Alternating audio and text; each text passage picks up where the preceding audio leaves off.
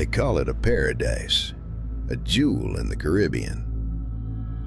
But if you look closely at the maps, at the blueprints, you realize it wasn't a holiday resort. It was a fortress. The media talks about the names on the list, but they are missing the bigger picture. I worked there. I saw the infrastructure, the reinforced walls, the underground generators, the surveillance. This wasn't just a home for a rich man. It was a facility designed for control. And the centerpiece of that control was the temple. That building, the blue and white stripes, it defied logic. There were no normal entryways. The door was painted on the wall, a trompe l'oeil, an illusion. Why build a structure that you cannot walk into unless the real entrance was somewhere else? We were told to stay away from the south side of the island. Maintenance is not required there, they said, but curiosity is a dangerous thing. I watched the trucks deliver cement, more cement than you would need for 10 skyscrapers. Where did it all go? Let's talk about the systems. Standard homes have security systems to keep burglars out. This place, it had systems to keep people in and to keep eyes on them. I replaced a mirror in one of the guest suites once. Behind the glass, there was a cavity, wiring, high-grade fiber optics. In the 90s, that kind of tech was expensive. It was military grade. Why would a financier need the surveillance capacity of a small nation? He wasn't just hosting parties. He was collecting data. The power dynamic was palpable. You could feel it in the air. When the helicopter landed, the atmosphere changed. The staff became ghosts. We learned to be invisible. You see, in a place like that, silence is the most valuable currency. You didn't ask who was arriving. You didn't ask why the flight logs showed initials instead of names. You just fixed the AC, looked at the floor, and cashed your check. But the things you hear, whispers travel fast on a small island. The unsealed documents mention the safe, a massive steel safe located in the main residence. People think it was full of cash or gold. I don't think so. Gold doesn't give you power over world leaders. Information does.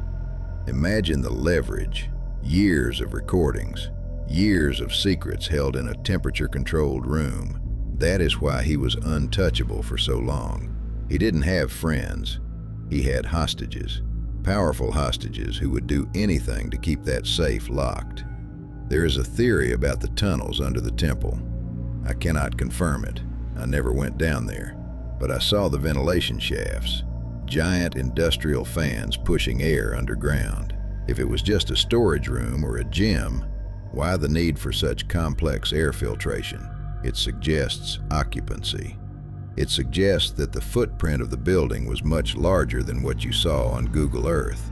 Like an iceberg, the dangerous part was hidden beneath the surface. And the guests, the famous faces, allegedly politicians, princes, academics, they came here to discuss science or philanthropy. That was the cover story. But you don't fly to a remote island with blacked out windows to discuss charity. You go there to do things that are forbidden in the real world. The island was a zone of exemption, a place where their status protected them from scrutiny, or so they thought. The architecture itself was strange. The sundial, the statues, it felt ritualistic, not in a religious sense, but in an ego sense. He was building a monument to himself. It was designed to disorient you, to make you feel like you had entered a different reality where his rules were the only laws. Psychology was part of the trap.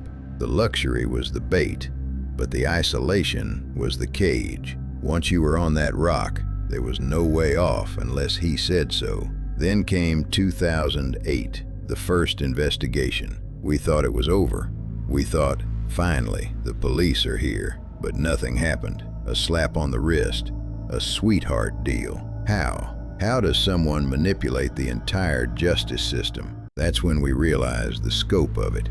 It wasn't just him. It was a network, a web that stretched from that island all the way to Washington and London. He wasn't the spider. He was just the one spinning the web for others. The recent document release, thousands of pages of redacted names, Jane Doe, John Doe, black ink everywhere. It's frustrating. But read between the lines. The documents reveal a system of logistics, plane schedules, hotel bookings, phone messages. It shows that running this operation required dozens of people, secretaries, pilots, assistants. They all facilitated it. They all stamped the papers. The banality of evil, as they call it, just doing their jobs. I remember the painting, the one of the president in a dress. It hung in the mansion. It was a joke to him, a trophy. It signaled to everyone who walked in, I know your secrets. I own your image. It was psychological warfare masked as art. It takes a specific kind of arrogance to hang that on your wall, an arrogance that comes from knowing you have the ultimate insurance policy locked away in a safe. The temple is gone now. The dome is missing. The walls are weathering. But ruins tell stories. Archaeologists look at ruins to understand how a civilization functioned. If we look at these ruins, we see a civilization built on blackmail. We see a layout designed for secrecy. The physical evidence supports the stories. The reinforced doors, the soundproofing, the tunnels. The building doesn't lie, even if the people do. There is a concept called compromat, compromising material used for blackmail. Intelligence agencies use it. Was this island a compromat factory? That is the question nobody wants to answer officially, because if the answer is yes, then every decision made by those powerful men in the last 20 years, we have to ask, were they making those decisions for the people, or were they making them because someone on an island had a tape? The silence of the victims was bought or enforced, but the silence of the staff, that was fear, pure fear. We saw men with earpieces. We saw private security that operated like a paramilitary unit. You don't cross people who have that kind of budget.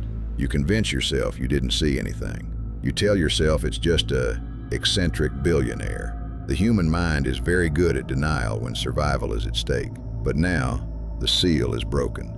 The Jane Does are speaking. Courage is contagious. The documents released in 2024 are just the first wave. There are more. There are hard drives that haven't been decrypted. There are witnesses who haven't come forward yet. The fortress is crumbling. The black ink is fading. And the people who visited that island, they are not sleeping well tonight. Some say he was an asset for a foreign intelligence service. Mossad, CIA, MI6, I don't know the acronyms. I just know the methodology. The operation was too professional to be a hobby. It was structured. It was funded. It was protected.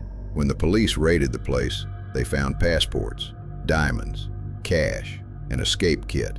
He was ready to run. He just didn't run fast enough. Or maybe he was stopped because he became a liability. So where does that leave us? The public. We are left with the redactions. We are left with the conspiracy theories. But remember, 10 years ago, this whole island was called a conspiracy theory. Now it is a court fact. The line between paranoia and truth is very thin when you are dealing with this level of wealth. Don't let them gaslight you. The island was real, the victims were real, and the cover-up is real. The list, everyone wants the list, but the list is just names. The evidence is what matters. The flight logs are public. We know who flew, we know when. Why is there no investigation into the passengers? Why is flying to a private island with a known predator not enough to trigger an inquiry? The system protects its own. It is a big club, and as the comedian said, you and I are not in it. The temple stands as a reminder, a monument to what happens when money replaces morality. I am old now. I just want to clear my conscience. I didn't stop it. I couldn't stop it, but I can tell you to keep looking. Keep reading the files. Don't let the news cycle distract you with the next celebrity scandal.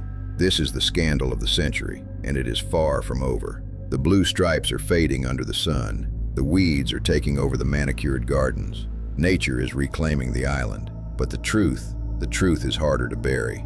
The ink is black, yes, but light. Enough light can shine through anything. Keep shining the light, because the monsters hate the light.